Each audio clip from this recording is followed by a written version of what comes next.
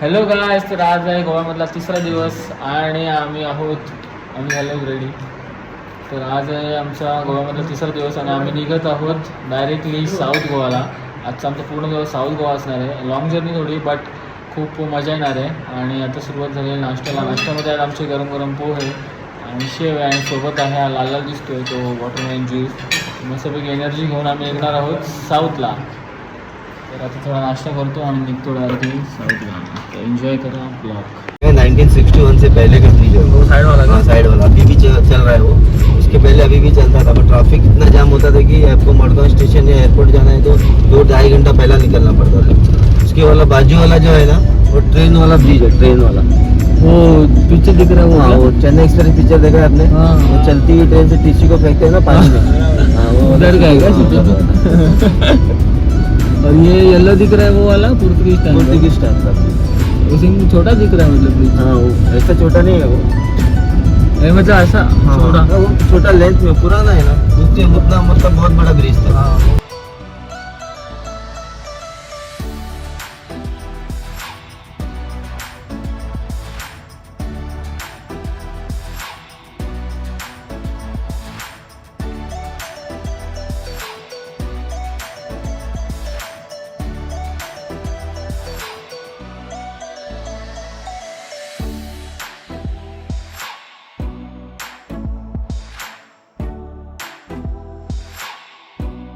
तो देखना है ना आपको, 2.5 घंटा चाहिए. ब्रिगेंजा हाउस का. हाँ, ब्रिगेड जाओ, 2.5 घंटा चाहिए उसको. क्या बोलते हो? हाँ, ऐसी चीजें अंदर है, आप चौक जाओगे. ये पुर्तगीज कंस्ट्रक्शन है क्या? हाँ, उस टाइम में है ना उधर उनके पास 1960 केरोसिन में चलने वाला फ्रिज था उस टाइम में. आज भी है उधर केरोसिन पे. केरोसिन पे चलने वाला फ्रिज. तो ये मार्केट है क्या? हाँ, ये ऐसा लोकल मार्केट.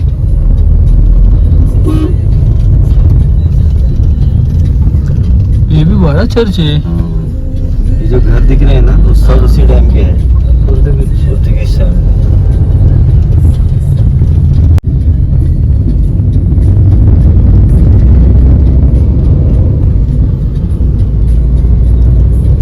देखो पूरा पुराना दिख रहा है ये, मतलब. हाँ, पुराना 450 450 साल पुराना है. ये देखिए ये वगैरह, ये सब ऐसा कंस्ट्रक्शन है ना, सब 450 साल पुराना.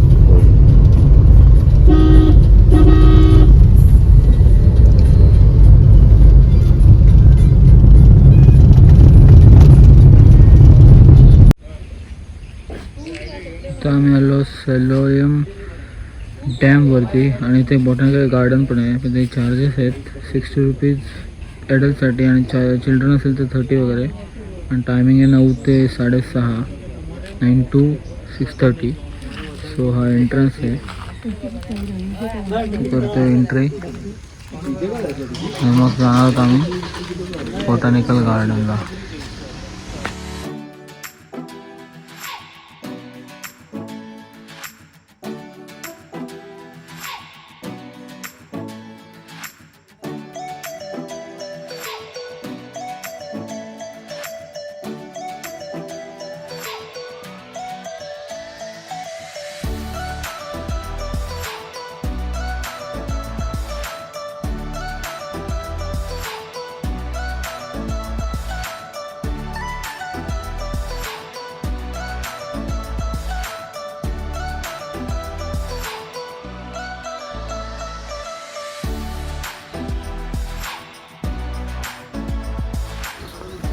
तर मित्रांनो, आता आलो आहे आम्ही डॅमच्या इकडे आणि डॅमच्या बेसला म्हणजे वॉलच्या बाजूला. आणि आता त्या स्टेअर्सने वरती जायचं आहे आम्हाला.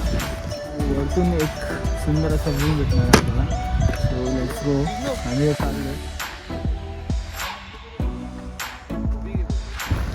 तर मित्रांनो, आता आम्ही आहोत डॅमच्या एकदम टॉपला आणि व्ह्यू बघा. इथून इकडे सगळं जंगल आहे आणि इकडे डॅम आहे. आणि हा डॅमचा जो आपण पॉइंट म्हणतो ना,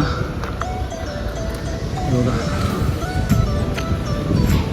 एकच डोर आहे आणि पाणी तर पूर्ण भिजायला होतं. शिंतोडे एवढे होत आहेत. सही व्ह्यू आहे, एकदम सही व्ह्यू आहे.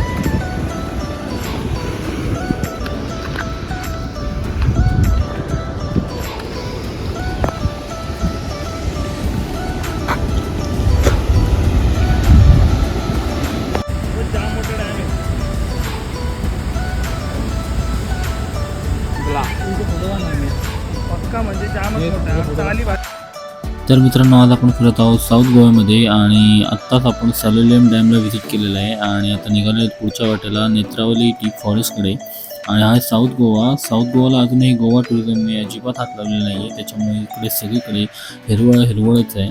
आणि रस्त्याच्या दोन्ही बाजूला तुम्ही बघू शकता नारळाची झाडं आहेत. मस्तपैकी या रोडवरून जाताना खूप भारी वाटते. त्यात पाऊसही पडतोय, सो एकदम भारी आहे.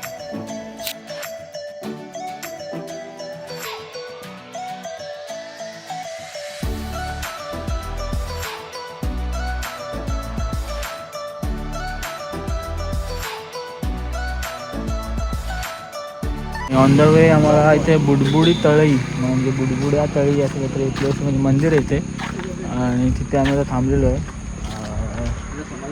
खाली आहे हे मंदिर आहे आणि तिथे तळं आहे. बुडबुड्या म्हणजे तळा असं नावच आहे त्याचं, बुडबुड्या तळा.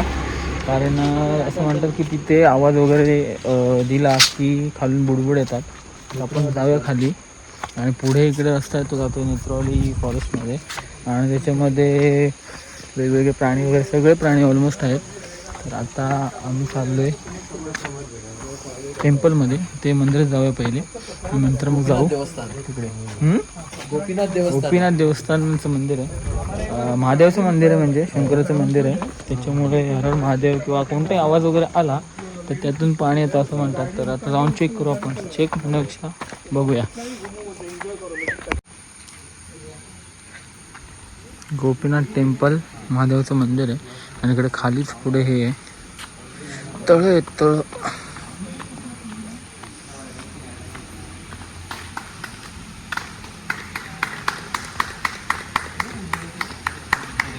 पाणी बघा गाईस किती क्लिअर आहे.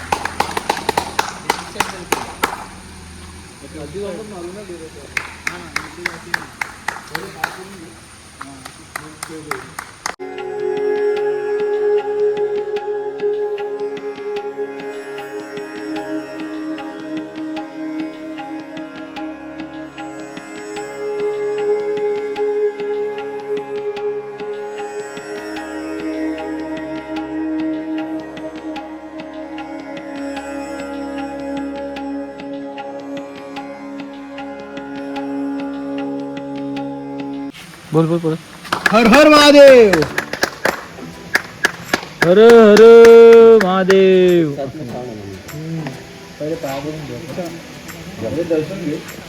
ते बघ तिकडनं, ते बघ कसली का. तर मित्रांनो आता आम्ही आहोत नेत्रावली फॉरेस्टमध्ये आणि इकडे ऑन द वे आहे बुडबुडी तळं. तर तिथे आम्ही आलेलो आहोत, तर ते व्हिजिट केलं आहे आणि समोरच एक हे तळ आहे. तर बुडबुडी तळी असं इथं नाव आहे. त्याचं कारण असं आहे की जेव्हा इथे टाळी किंवा कुठले व्हायब्रेशन जनरेट होतो त्याच्याने बुडबुडे फॉर्म होतात. इथे बघा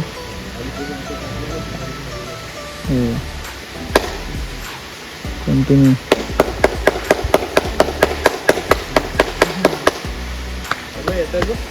इथे पण होतो.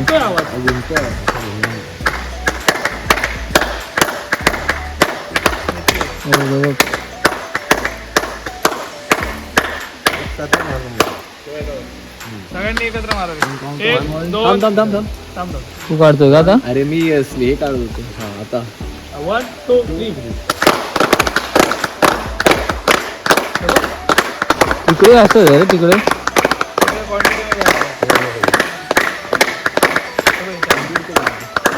येतं सगळ्यांनी शांत राहा. येतात का बघूया. शांत राहिल्यावर शांत राहिल्यावर पण येतात. आता थोड्या वेळाने येते बघ. इथे कंटिन्यू चालू आहे.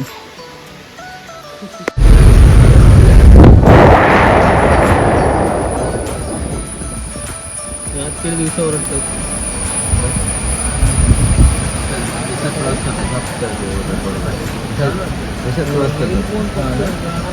रुकाना पडेगा मतलब एकदम.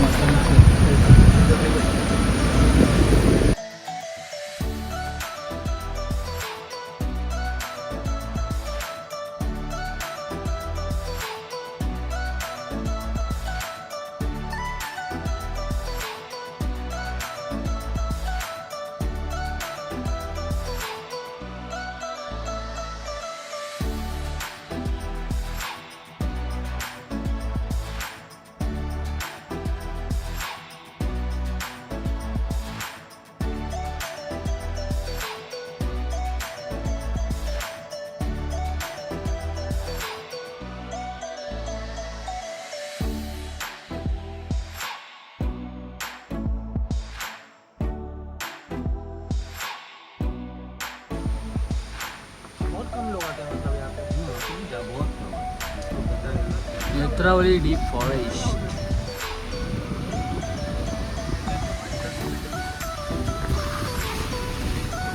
पाणी पण मस्त बघ ना, आंघोळ करायची का?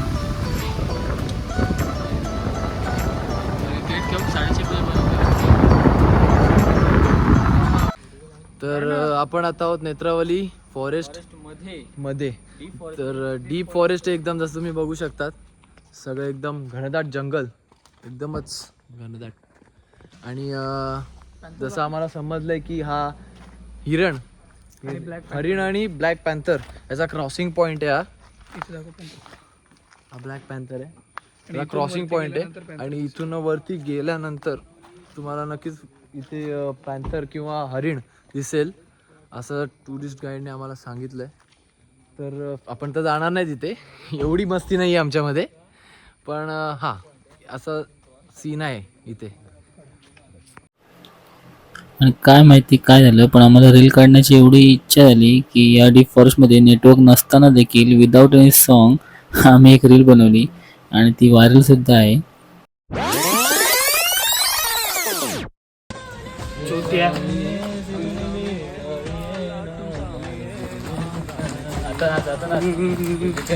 हा ही बरोबर आले, ही बरोबर आले, बस बस बस, ही बरोबर आली. जो भी आहे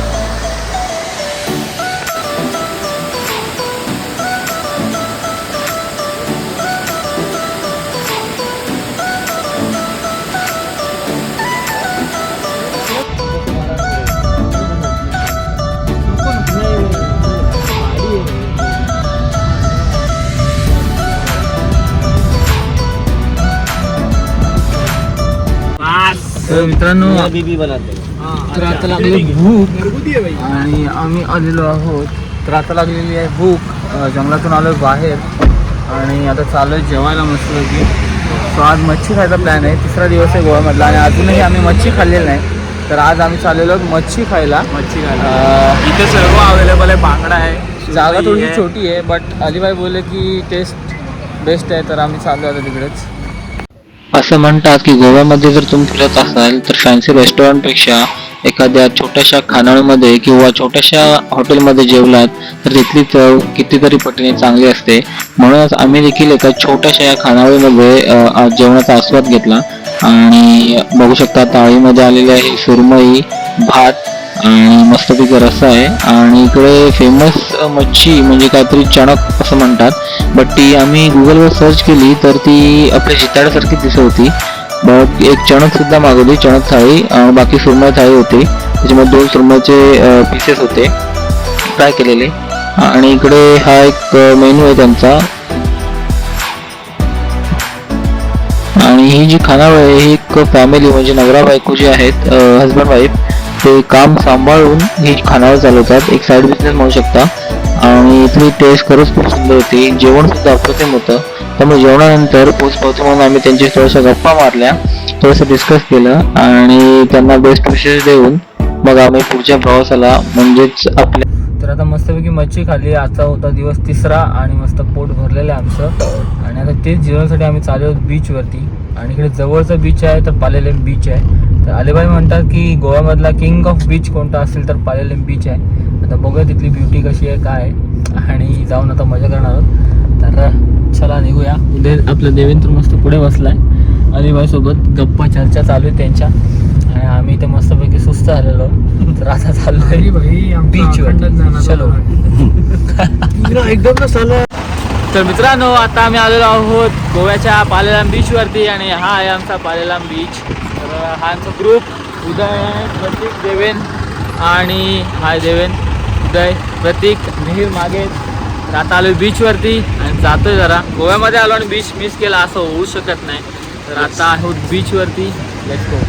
तर मित्रांनो हा आहे पालेलाम बीच आणि याला किंग ऑफ द बीच बोलतात का. तर हे बघा इथला नेचर बघा, तर व्ह्यू बघा कसा आहे, एकदम भारी आहे. आणि पावसाळ्यामध्ये आम्ही पावसामध्ये आलो आहे but still the beach is on. आणि ते सॅक वगैरे नाही आहेत बट बीचचा व्ह्यू एकदम भारी. आणि वातावरण पण आज आम्हाला साथ देतं आहे. एकदम भारी वातावरण झालं आहे. जसं की आपण बीचवरती बसतो, बीचवर येतो, सेम क्लायमेट झालं, सेम क्लायमेट. तर निसर्गसुद्धा आम्हाला साथ देतो आहे. गोवा में आए और बीच ना घूमे ऐसा कैसे चलेगा. फायनली दुसऱ्या दिवसानंतर म्हणजे तिसऱ्या दिवशी फायनली आम्ही बीचवरती आलेलो आहोत. आणि बीचवरती आलो एवढं खुश झालो की आम्ही मग रील्सवर काढण्याचा डिसिजन घेतला. आणि तेवढ्यात माझी आणि देवेंची रील शूट चालू होती. जवळजवळ 10 ते 12 टेक नंतर आमच्या दोघांच्या रील्स शूट करून झाल्या. बट माझी एवढी खास आली नाही म्हणून मी अपलोड केली नाही. बट देवेंची खूप छान आली सो त्यांनी ती अपलोड केली. आणि नंतर मग आम्ही बीच व्ह्यू, बीच साईड आम्ही एन्जॉय केली. इकडे शॅक वगैरे नव्हते बिकॉज पावसाळ्याचे दिवस आहेत आणि पाणी पण खूप जरा जास्त आहे, म्हणजे एकदम वरती येत होतं, हाय टाईड होती. तर त्याच्यामुळे आम्ही बीचच्या साईडलाच एन्जॉय केला. आणि आमच्यासोबत बरीचशी फॅमिली होती. मला बीच व्ह्यू दाखवतो.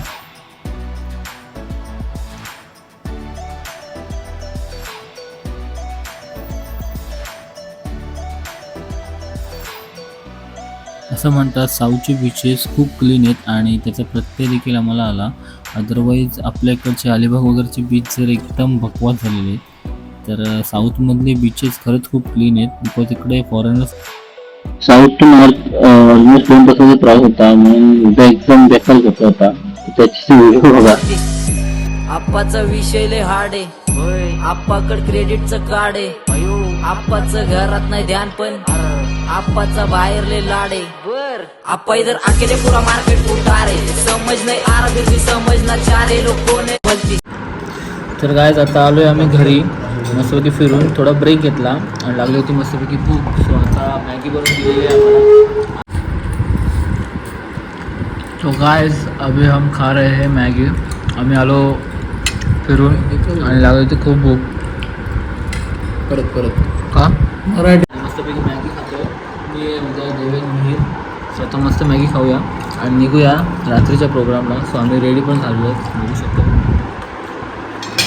मस्तपैकी फंकी शर्ट्स आम्ही दोघांनी घेतले होते. सो छानपैकी रेडी झालो आहे आणि आता थोड्याच वेळ निघतो आहे रात्रीच्या प्रोग्रामला. So let's go. तर काय आम्ही आहोत पॉपमध्ये आणि आता भेटला आम्हाला मिल. आम्ही खातो रात्रीचं मिल. 12:30 वाजले आणि चिकन मिल आम्ही घेतला आहे. आवाज काय येत नसेल बट आम्ही खातो चिकन मिल पॉपमध्ये. तर रशियन क्लब.